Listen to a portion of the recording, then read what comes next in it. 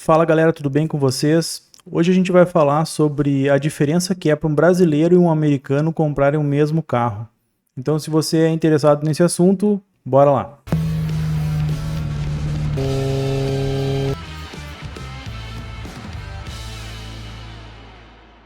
Então, eu encontrei esse vídeo aqui do Nordic Investor, que é um sueco que mora no Brasil, e ele fala um pouco aqui nesse vídeo sobre se o Brasil é considerado um país pobre ou não. Então ele fala sobre desigualdade social, né, e fala sobre a economia brasileira, fala muita coisa sobre o Brasil que nem muitas vezes os brasileiros sabem. Tem muita coisa aqui antes do vídeo, eu não vou falar sobre isso, mas chega um ponto aqui no vídeo onde ele compara dois carros, os dois carros mais baratos, zero, né, aqui no Brasil o Mobi e nos Estados Unidos o Versa.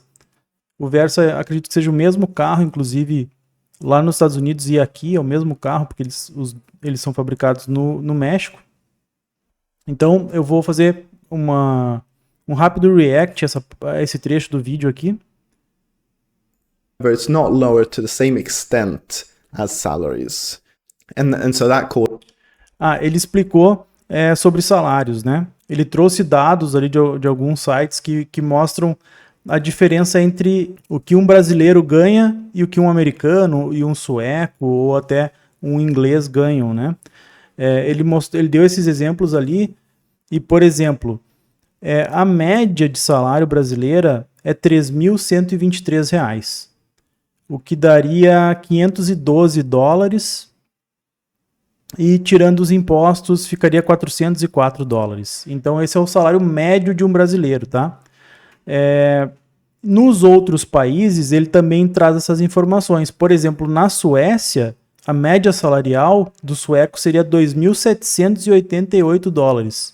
No Reino Unido, $3.100 e nos Estados Unidos, $4.423. Ou seja, a média salarial nos Estados Unidos é 11 vezes maior do que a média salarial no Brasil, segundo as informações que ele traz, né? Não sou eu que estou dizendo, então. Daí que vem essa diferença, né? O que acontece é que o brasileiro ganha muito pouco, né? O povo brasileiro ganha muito pouco. Então vamos ver o que ele diz aqui, como é que ele explica qual é essa diferença de dificuldade, né?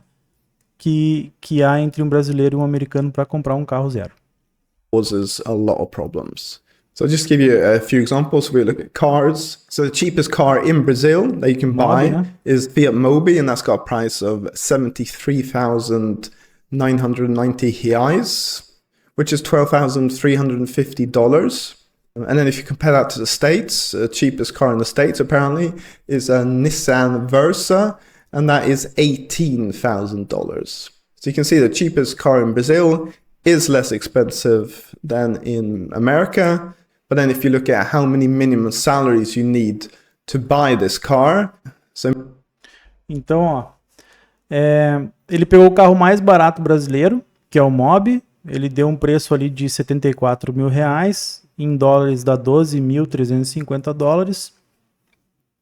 E agora ele está explicando aqui, cara, para um brasileiro comprar esse carro, ele precisa de 52 meses de salário mínimo, né? Ou seja, é uma situação hipotética, onde ele ganha um salário mínimo e ele vai usar toda essa renda para comprar um carro.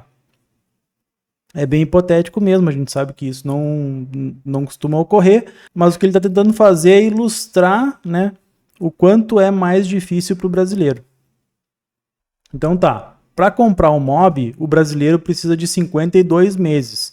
E a gente não está falando de juros aqui, nada. É para completar esses $12.350. Porque o salário dele é esses $232 aqui, né? In Brazil, that would be 52 months in order for a Brazilian worker to afford that car, which is just over 4 years. But if you look at the States, so there the minimum salary is $1,500. Obviously, it depends on which state you work in and how many hours you work. But if we just take $1,500... E agora para o americano comprar um carro melhor do que o Mobi, né? Porque a gente sabe que não tem nem comparação o Versa e o Mobi. Ele precisaria de apenas 12 meses. Ele está arredondando aqui os valores um pouco, tá, gente? Mas a verdade é essa, né? Para o brasileiro comprar o MOB, precisaria de 52 meses e para o americano comprar o Versa seriam apenas 12 meses. É uma diferença bem grande. E eu até acho que posso parar, deixa eu ver se tem mais alguma coisa. $100. So that would be 12 months, so 1 year in order to afford this Nissan Versa. Obviously, that's assuming that they just use the salary to buy this and not pay for rent and food or anything like that. And if we look at other things like that. Então agora ele vai passar para outros exemplos, né? Por exemplo, o iPhone. Mas não vem ao caso aqui.